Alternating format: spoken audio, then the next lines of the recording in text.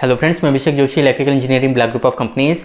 दोस्तों, आज हम लोग बात करेंगे मैगर के बारे में। एक व्यूअर का मुझे कमेंट आया था कि जब हम लोग मैगर करते हैं तो मैगर में हाई वोल्टेज अप्लाई करने के पीछे का कॉन्सेप्ट क्या है।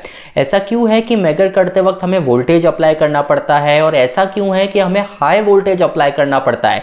ये चीज़ इन्होंने पूछी है और इसी कॉन्सेप्ट को आज हम लोग समझने की कोशिश करेंगे इस वीडियो में। तो दोस्तों, बिना टाइम वेस्ट किए शुरू करते हैं। दोस्तों, मैगर बेसिकली एक ऐसा टेस्टिंग डिवाइस है जो मेनली हम लोग मोटर, केबल या बस बार किसी भी चीज़ का इंसुलेशन रेजिस्टेंस चेक करने के लिए यूज़ करते हैं।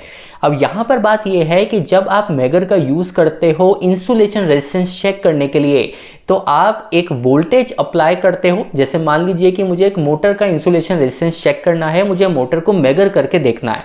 तो मैगर के थ्रू मैं मोटर में वोल्टेज अप्लाई करूंगा और मैगर मुझे इंसुलेशन रेजिस्टेंस की वैल्यू शो करेगा, जिसके बेसिस पे हम ये डिसीजन लेंगे कि जो मोटर है जिसका इंसुलेशन रेजिस्टेंस हम लोग चेक कर रहे हैं वो हेल्दी है या हेल्दी नहीं है, वो मोटर ऑपरेशन के लिए सुटेबल है या उस मोटर को चेंज करने की रिक्वायरमेंट है।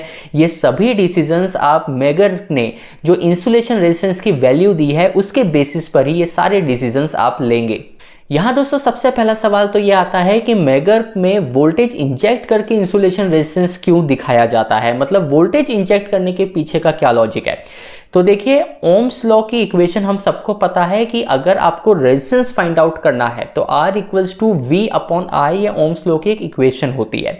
तो अगर मुझे इंसुलेशन रेजिस्टेंस चेक करना है तो अगर मेरे पास वोल्टेज की वैल्यू है, अगर मेरे पास करंट की वैल्यू है, तो उसका रेशियो लेकर मैं रेजिस्टेंस की वैल्यू इजीली कैलकुलेट कर सकता हूं। तो जब आप मैगर करते हैं तो आप वोल्टेज उसमें इंजेक्ट करते हैं, तो वोल्टेज की वैल्यू आपके पास अवेलेबल है कि कितना वोल्टेज इंजेक्ट आप कर रहे हैं, ये चीज़ आपको पता है। जब आप मोटर में वोल्टेज इंजेक्ट करेंगे तो मोटर के वाइंडिंग में करंट फ्लो होना शुरू होगा। ये जो करंट है, इस वोल्टेज और करंट को ही कोरिलेट करके मैगर आपको रेजिस्टेंस की वैल्यू बता रहा होता है। तो जब हम लोग मैगर करते हैं तो मैगर करते वक्त वोल्टेज इंजेक्ट इसलिए किया जाता है क्योंकि वोल्टेज और करंट, ये दो चीज़ अगर मेरे पास अवेलेबल हो जाए तो मैं रेजिस्टेंस इजीली कैलकुलेट करके एक इंस्ट्रूमेंट आपको इजीली रेजिस्टेंस की वैल्यू बता सकता है, और यही चीज़ उस मैगर में की जाती है। यहाँ दोस्तों, इंटरव्यू में ये चीज़ भी आपसे पूछी जा सकती है कि अगर आपको वोल्टेज ही इंजेक्ट करना है और उससे आपका जो करंट फ्लो हो रहा है उसके रिलेशन को यूज़ करते हुए अगर आपको रेजिस्टेंस मेजर करना है तो आप 500 वोल्ट, 1000 वोल्ट, इतना हाई वोल्टेज क्यों अप्लाई करते हो। आप 9 वोल्ट, 12 वोल्ट, 24 वोल्ट भी तो अप्लाई कर सकते हो।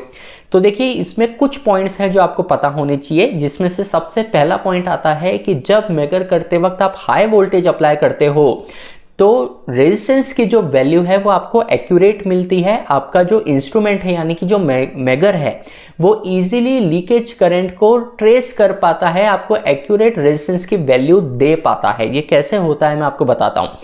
देखिए, जब भी हम लोग मैगर करते हैं तो जो लीकेज करंट होता है, आपने जो वोल्टेज इंजेक्ट किया है और आपके सिस्टम में जो लीकेज करंट है, इसको कोरिलेट करके आपको रेजिस्टेंस दिखाया जा रहा होता है। तो अगर आप 9 वोल्ट इंजेक्ट करोगे, 12 वोल्ट इंजेक्ट करोगे, तो क्योंकि आपका वोल्टेज का मैग्नीट्यूड बहुत कम है तो जो लीकेज करंट अंदर फ्लो होगा आपके वोल्टेज इंजेक्ट करने के वजह से, उसका मैग्नीट्यूड भी इतना कम होगा कि आपका जो मीटर है वो इजीली उसको रीड आउट ही नहीं कर पाएगा आपको रेजिस्टेंस की वैल्यू शो करने के लिए। तो इसीलिए आपका जो रिजल्ट होगा वो मेजरेबल नहीं होगा, आपका जो रिजल्ट होगा वो उतना एक्यूरेट नहीं होगा कि आप उसके बेसिस पे कोई डिसीजन ले पाओ।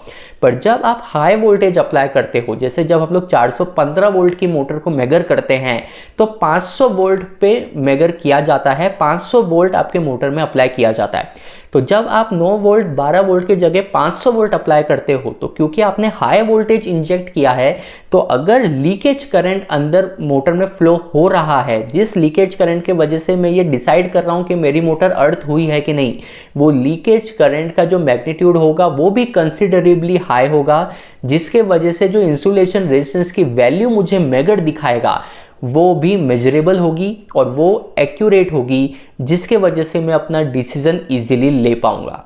मैगर करते वक्त हाई वोल्टेज इंजेक्ट करने का दूसरा रीज़न ये है कि जब आप, बहुत बार ऐसा होता है कि मोटर की जो वाइंडिंग है उसमें माइनर क्रैक होता है। बहुत बार ऐसा होता है कि मोटर की जो वाइंडिंग होती है उसमें माइनर मॉइस्चर होता है। तो अगर आप मोटर को मेजर करते वक्त बहुत कम मैग्नीट्यूड का वोल्टेज इंजेक्ट करोगे तो ये जो माइनर क्रैक है, ये जो मॉइस्चर कंटेंट है, ये इजीली ट्रेस नहीं हो पाएगा, ये इजीली पकड़ में नहीं आएगा, क्योंकि जो वोल्टेज आपने इंजेक्ट किया है वो बहुत ही कम है।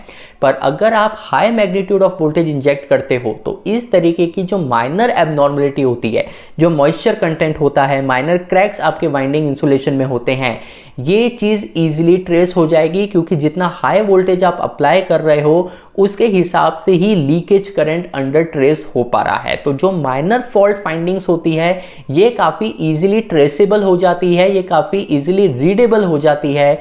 ये भी एक रीज़न है कि मेगर में आप हाई वोल्टेज इंजेक्ट करते हो इंसुलेशन रेजिस्टेंस को मेजर करने के लिए। तीसरा दोस्तों रीज़न ये है कि जब भी हम 415 वोल्ट की मोटर को मेजर कर रहे हैं फॉर एग्जांपल, तो हम लोग 9 वोल्ट 12 वोल्ट ना देते हुए 500 वोल्ट इसलिए दे रहे हैं क्योंकि हम ये चेक करना चाहते हैं कि हमारे मोटर का जो वाइंडिंग इंसुलेशन है ये हाई वोल्टेज को सस्टेन कर पाता है कि नहीं कर पाता। क्योंकि देखिए ये जो 415 वोल्ट हम लोग बोलते हैं ये बेसिकली RMS वैल्यू होती है। जो पीक वैल्यू होती है आपके वोल्टेज की ये 415 वोल्ट से ज़्यादा होती है। तो मेरी मोटर चल तो भरी 415 वोल्ट पे रही है, पर ये 415 वोल्ट RMS वैल्यू है। एक्चुअल में जो पीक वोल्टेज है 415 वोल्ट की मोटर का वो 570-580 वोल्ट के आसपास होता है, यानी कि 415 वोल्ट से ज़्यादा होता है। तो इसलिए भी मैं हाई वोल्टेज देना चाहता हूं, क्योंकि मैं ये चेक करना चाहता हूं कि मेरी मोटर उस 500 वोल्ट को सस्टेन कर पा रही है कि नहीं कर पा रही है। ये चीज़ अगर मैं 9 वोल्ट 12 वोल्ट 24 वोल्ट दूं तो ये पर्पस में सॉर्ट आउट नहीं कर पाऊंगा। तो ये भी एक रीज़न है कि क्यों मेजर करते वक्त मोटर को, केबल को, किसी भी इक्विपमेंट को जिसे आप मेजर करना चाहते हो, हाई वोल्टेज इंजेक्ट करके उसका इंसुलेशन की स्ट्रेंथ चेक की जाती है।